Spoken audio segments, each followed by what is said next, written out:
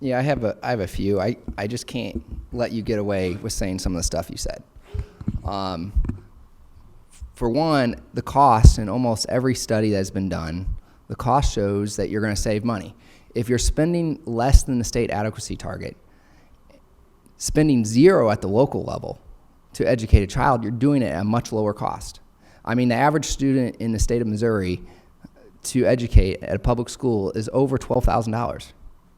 So how can you say if you're spending less than $6,300 to educate that child, how is it costing more? So that's going to depend on where the student attends, right? Well, sure. I mean, absolutely, but for example, in Kirkwood, in one of your districts right now, they receive $500 per kid from the state. Yet, for this bill, the state would be on the hook for $6,375, or $11,175 if the. So to say that it will absolutely save the state money, that is purely speculative.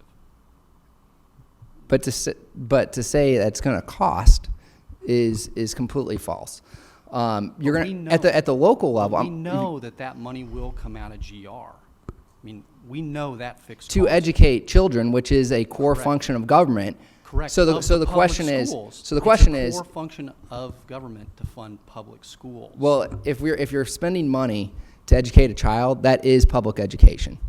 It's not built around. You're trying to define public education as the institution itself, which is completely faulty thinking of what public education is. Because you're literally saying it's not about the kids, it's only about us. No, it's about making sure that there are proper parameters in place. It's called parents. You're telling me parents are going to purposely send their kid to a school that is worse. Senator, I would tell you that is exactly what has happened in Florida. McKay scholarships are an almost identical program that have been developed in Florida. They've spent over $1 billion there. I have reports that I can show you where there's mass fraud, where they had teachers that worked in these private schools that had a criminal background.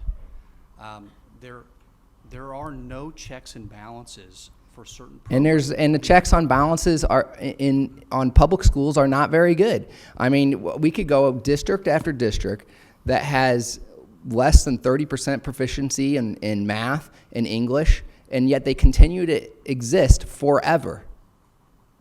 Is that not the case? So if you're saying that private schools under this bill would be treated the same as public schools are currently treated, I'm not saying that. I disagree more. What I'm saying is parents provide more accountability than just putting in countless regulations. And I'm not saying that we don't need regulations, but I believe parents provide a better accountability because they understand their kid and what their kid needs. And as far as the studies, the vast majority of studies show that academic outcomes improve when you introduce school choice programs. Yes, there was a study in Louisiana that showed that didn't, but you're ignoring the vast majority of ones that do show that academic outcomes improve when using random assignment studies.